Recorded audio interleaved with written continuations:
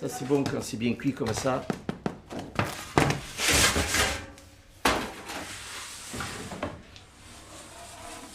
Une époque où les gens mangeaient le pain blanc.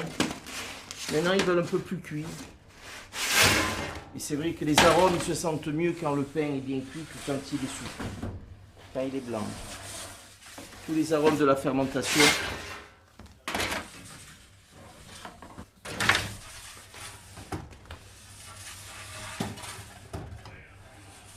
Et voilà. Les premiers temps, quand j'étais apprenti, que je voyais les ouvriers qui sortaient le pain comme ça et qui se brûlaient pas, je me disais mais comment ils font? Parce que tu as pas la corne de la peau, tu as cette petite peau fine. À chaque fois, ça te brûle. Et alors ils te disent, il faut avec la baguette, il faut faire comme si c'est un pipeau, tu vois, comme un saxophone. Il faut jamais que les doigts ils restent au même endroit là, et tu te brûles pas. Et bon, aussi la corne des mains elle est venue quoi. Cette peau elle s'est faite elle-même avec les années. Et les brûlures. Toujours pareil. La main. Et ce qu'il y a de beau, c'est que si on se met un peu tous les mains les uns à côté des autres, il n'y en a aucun qui a les mêmes. Et tu vois, elles sont...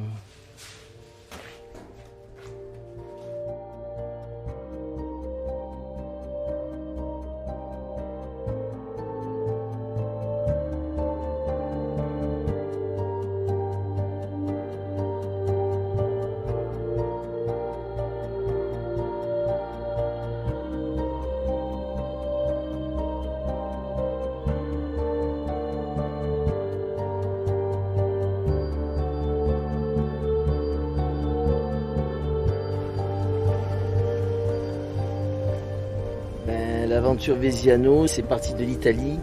C'est fin du 19e siècle, il n'y avait pas grand-chose à manger, il n'y avait pas... Et donc mon arrière-grand-père est venu au départ et il a mené son fils Antoine, qui était mon grand-père. Voilà, donc il venait, et ça c'est des choses qui vous marquent et qui vous restent parce que de temps en temps il faut penser à ce que ces anciens ont fait pour venir ici. Donc quand tu es petit-fils et fils de boulanger, tes étés, tu les passes à aider tes parents parce que tu vois que c'est dur, qu'ils sont fatigués. Et puis quand on touche la pâte qu'on a fait, quand il y a une sensibilité, il n'y a que sur la pâte qu'on peut trouver ça. Et puis le pain est symbolique. Le mot copain, c'est partager le pain ensemble. Ça montre que le métier de boulanger, c'est un beau métier, quoi. Et je voudrais que les jeunes qui aujourd'hui sont en mal de vivre, en mal d'être, t'as un jour qui se dit, putain mais c'est beau quoi, de manger du pain, ton pain, tu le manges, tu le fais, tu le manges.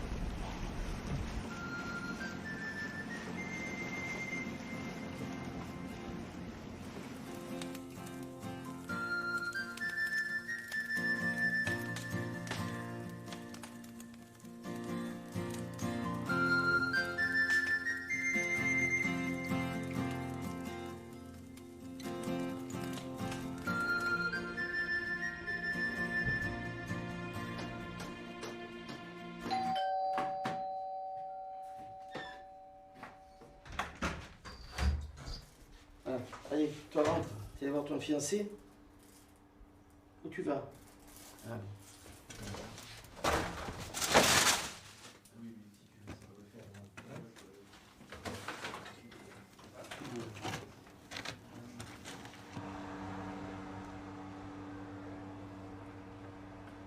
les grands-parents, le 15 mai 1924, ils ouvraient une boulangerie.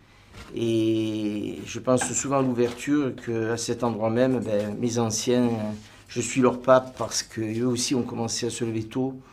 Et à cette époque-là, d'acheter une boulangerie, ça, c'était pas facile. Alors les gens mangeaient beaucoup de pain parce que c'est la base de la nourriture, hein, il fallait remplir le ventre. C'était une époque où il n'y avait pas grand-chose à manger. Hein. Mais c'était une belle époque d'un côté parce qu'il y avait... les familles s'entraidaient dans le quartier. C'était beaucoup de la colonie italienne de toutes les régions d'Italie. Et encore aujourd'hui, on se côtoie, on se confond, on parle, on rigole, on dit des bêtises. Et mais il faut continuer. Ça fait 24, on est en 2020, ça fait 96 ans que c'est comme ça. Et voilà, l'eau a coulé sous le petit ruisseau. Hein. L'eau avec la farine. Voilà. J'espère que de là-haut, ils sont contents. Voilà.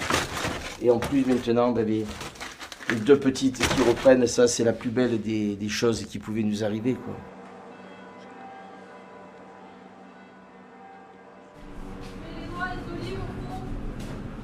D'accord. La plus vaisselle, tu l'as mise? Non, pas encore. Voilà. Allez, je la mets.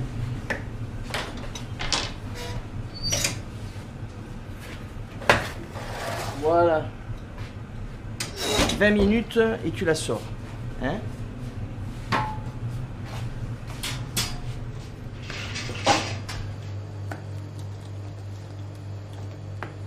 Ce pétrissage de brioche, alors, je ne le fais pas dans les machines, je le fais à la main parce qu'en même temps,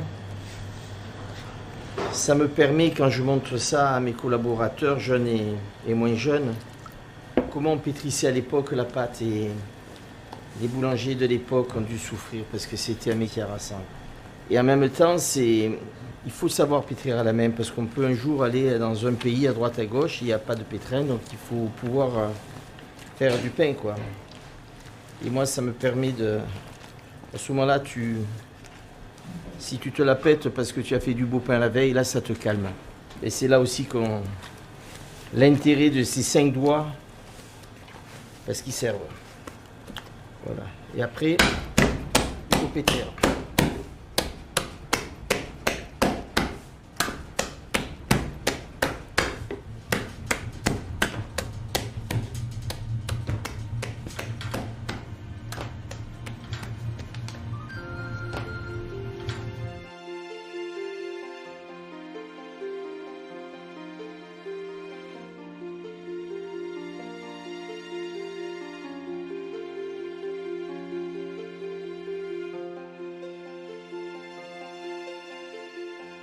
Dans la Bible, le pain apparaît au chapitre 3 dans la Genèse pour rappeler que l'homme va gagner son pain à la sueur de son front. Mais la question pour la Bible, très vite, sera celle de la plupart des religions. Qu'est-ce qui nourrit véritablement l'être humain? N'y a-t-il pas une autre faim? Est-ce que l'être humain n'a pas d'autre faim autant, voire plus fondamentale encore? Faim de liberté, faim de joie, faim d'amour, fin d'espérance, fin d'éternité. Et pour la Bible, donc, le pain va devenir progressivement le nom d'une autre nourriture, celle du cœur, celle de l'âme, celle de l'esprit, la nourriture du salut.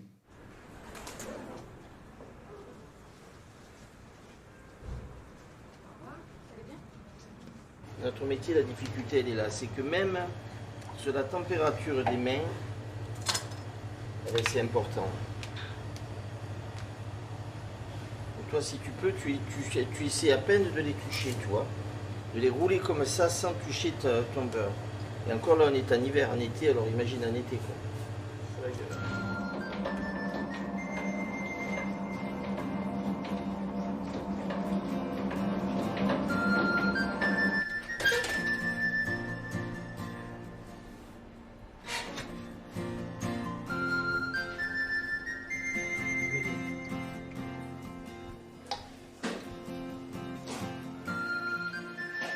Un jour, des amis juifs m'ont dit que Bethléem, ça voulait dire la maison du pain. Beth, la maison, les Rem, le pain. Et moi, en tant que chrétien et boulanger, j'étais heureux de savoir que le village où était né Jésus s'appelait la maison du pain. Et après, je me suis toujours dit, pourquoi ne pas faire un jour du pain avec 2 boulangers de différentes confessions que moi, un boulanger juif, un boulanger musulman, et voir comment ça peut se passer. Il m'a fallu beaucoup de temps. Et un jour, c'est arrivé. Donc, ce moment-là était un peu bizarre parce qu'ils ne se connaissaient pas, ils ne s'étaient jamais vus, Dani et Ibrahim. Et de suite, il y a eu une connexion. Et c'est là où l'histoire des mains après est importante. C'était de mélanger notre pâte avec nos mains, la main symbolique de la main de Fatima. C'était ça. On n'aura pas changé le monde. Alors ça ne va pas changer l'humanité. Ça va changer notre humanité à nous. Tous les trois, on est là pour montrer qu'on peut s'entendre, qu'on peut partager ce pain, qu'on peut le pétrir ensemble. La farine et l'eau, pour nous, c'est la paix. On va vivre un moment de paix entre nous, mais pas la paix politique, la paix artisanale, la paix de boulanger. On va se rassembler autour d'un morceau de pâte. Là, on est frères. Jusqu'à la fin de notre vie, on est frères.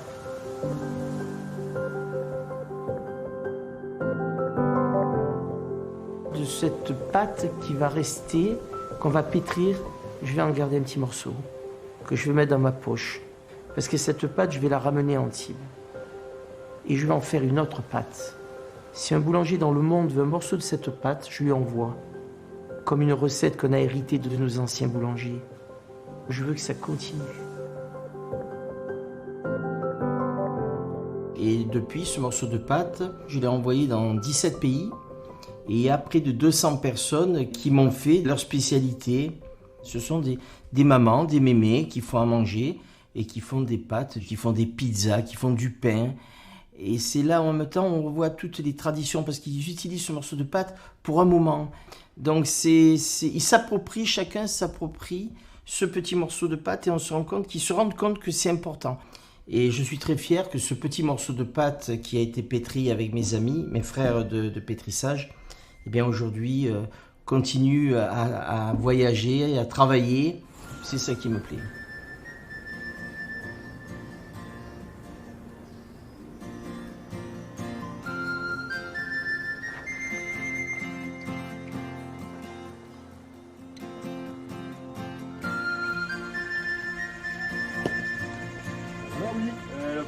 Non, regarde. Allez, tiens. Oh, putain. Comment elles sont les équipes? Les vieux contre les jeunes, moyenne 90 ans. Hein? En mode... C'est jamais arrivé ça. Vous l'avez pas filmé ça? Ouais, ça, c'est la première fois qu'il attrape une boule. Exactement, vous avez tout dit, monsieur le maire. C'est vraiment mal joué, ça. Qu'est-ce que tu me donnes?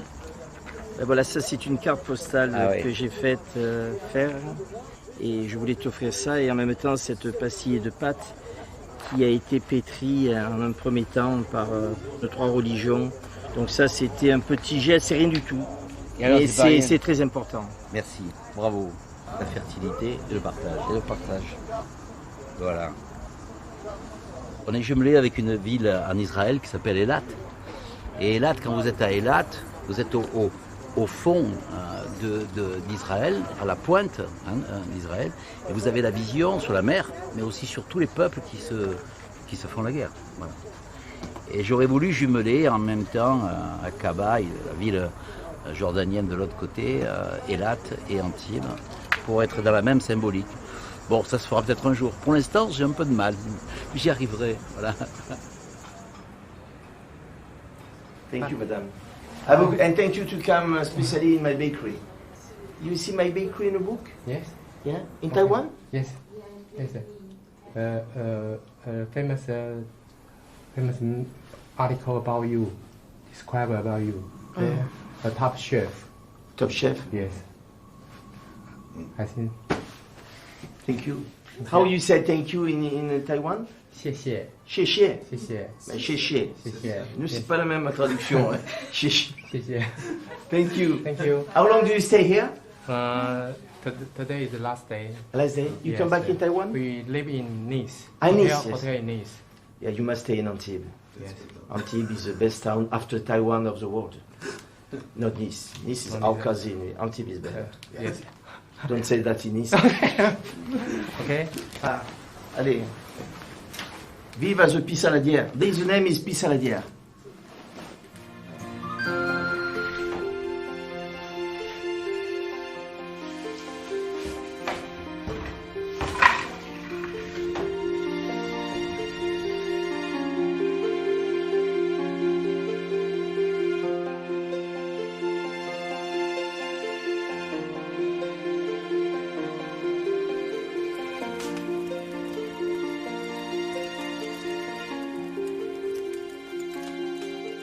Dans la Bible, Abraham reçoit la visite inattendue de 3 mystérieux personnages qui s'arrêtent à l'entrée de sa tente et en signe d'hospitalité, Abraham offre du pain.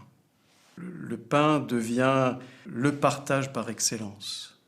Et le pain devient, dans la Bible, comme une sorte d'outil de la fraternité. Il devient comme un vecteur de la fraternité. Il devient porteur de la fraternité. Dès que quelqu'un fabrique de la nourriture pour les autres, il prend soin des autres. Fabriquer du pain, c'est toujours prendre soin des autres. C'est les reconnaître.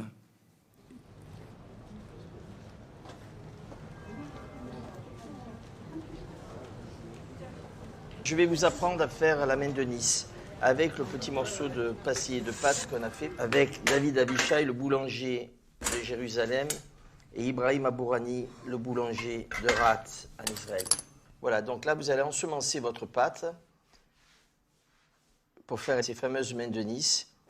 Voilà, retournez bien, voilà, 2-3 fois, vous tapez dessus, voilà. Et pas trop fin. Donc tu pars du milieu et tu appuies bien fort. Voilà. Et tu reviens en arrière. Donc, pour que la main soit jolie, il faut qu'elle soit fine. Voilà. Voilà. Donc ouais, tu plies au départ. Et avec ta main bien droite, tu fais rouler ta pâte. Là. Et maintenant tu le retournes. Ça, tu le mets sur le côté. Voilà. Et tu tapes bien fort là. Et regarde ici. C'est pas mal. Super. Ça, on va l'encadrer. On ne la mangera pas. Allez, continue. Le levain, c'est la vie, quoi. Si tu mets un petit morceau de cette pâte, même comme un bouching de pétanque de 20 grammes, tu mets ça dans ton levain, ton levain a 200 ans. Parce que ces bactéries vont se jumeler avec les tiennes et elles prennent de l'histoire. Donc tu vois, on a vraiment un métier où l'histoire joue, quoi. Oui. Et donc depuis 44 ans, tous les jours, on refait le levain. Donc c'est pour ça que ce morceau de pâte, tu vois, il est très important parce que ça c'est l'histoire de ma petite vie de boulanger. Et toi, le jour où tu partiras, je te donnerai un morceau de levain. Ça, c'était un peu les histoires qui se passaient à l'époque, au niveau du Moyen-Âge, quand un papa boulanger avait son fils qui était boulanger. Et ben, le jour du mariage, je sais pas s'il y avait un mariage, quoi, mais le cadeau lui offrait un morceau de levain pour lui dire à toi petit, maintenant continue. Sûr, ouais. Avec ce petit morceau de pâte, ben, tu feras du pain toi aussi et puis tu feras vivre ta famille. Voilà. Donc ce qu'il faut que tu fasses aussi, c'est toujours tiens un morceau de cette pâte au congélateur. Dans le cas où tu sais que tu préserves la vie de ton levain et tu sais que l'histoire ne se perd pas. Si là on jette tout ce levain ou si on le passe, ben, les 44 ans, fini, cette histoire belle histoire de 44 ans, voilà, elle est finie. Tu vas mettre un tissu dessus. Là. Voilà, parce que je t'ai expliqué. Oui, avec le Mistral. Bon, toi, t'as pas trop de chance, t'es parisien, mais maintenant que tu as notre accent, voilà, le Mistral va te sécher. En faisant ça, tu recouvres ta pâte. Là, ça la protège. Et ça te la protège de. Voilà, mais pas tu mets pas de papier. La toile, c'est ce qui est de mieux. C'est l'étoile juste, c'est ce qu'il y a de mieux. Okay. Voilà, tu l'amènes là-bas maintenant. Allez. Voilà. Et regarde Leslie si elle le fait.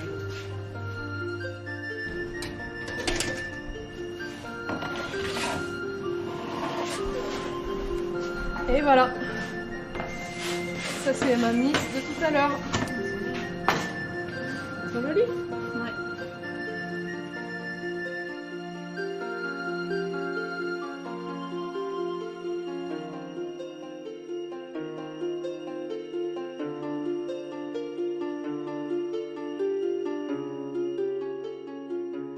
Bethléem signifie la maison du pain.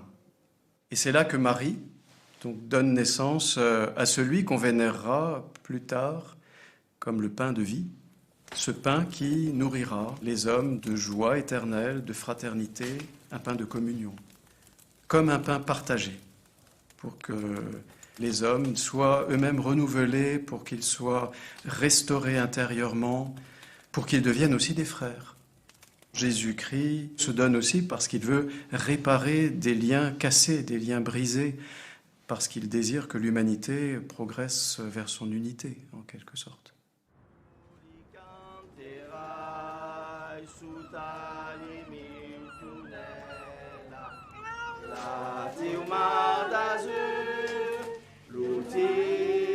Ciel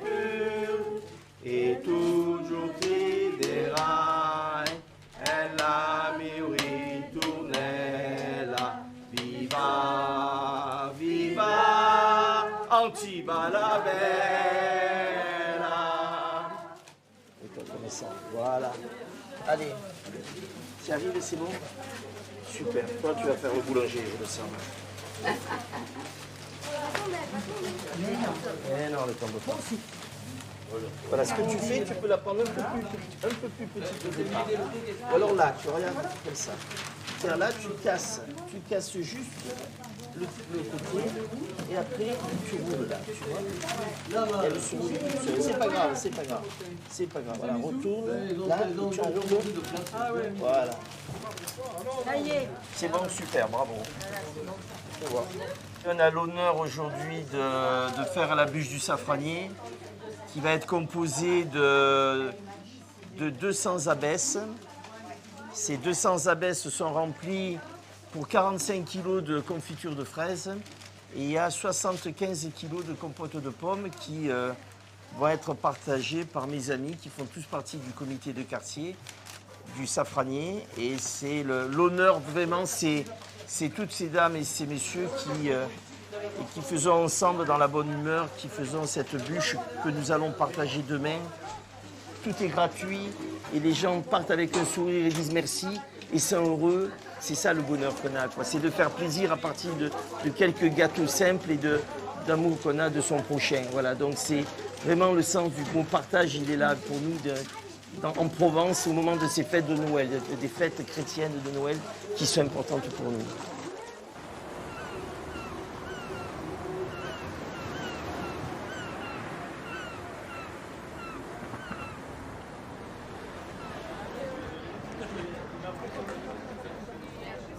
Et en haut, non, on n'en met pas?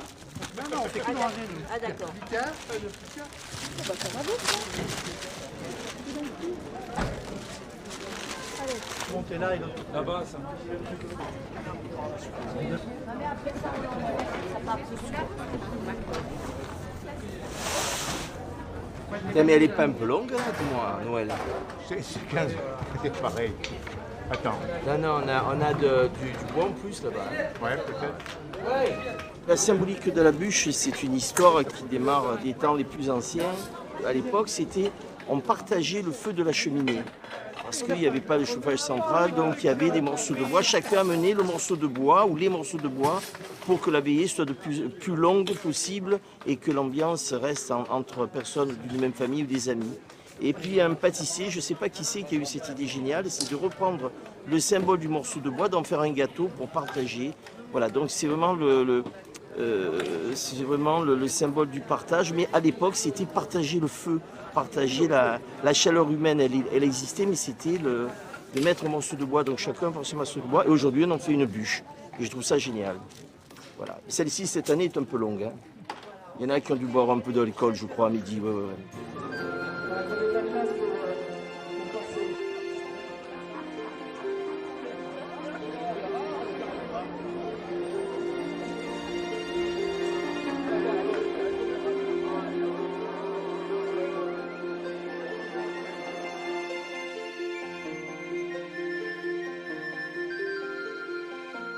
Dans la Bible, le pain, c'est comme la terre. De la même façon qu'on n'habite pas la terre seul, on ne mange pas son pain seul. Ils sont tous les deux en partage. Le pain est en partage. Le pain se partage. Et on pourrait dire que le partage donne d'ailleurs une saveur nouvelle au pain.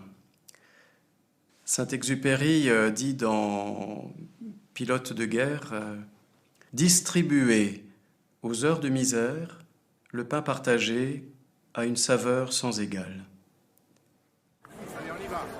À la une, à la deux, à la trois, ouais.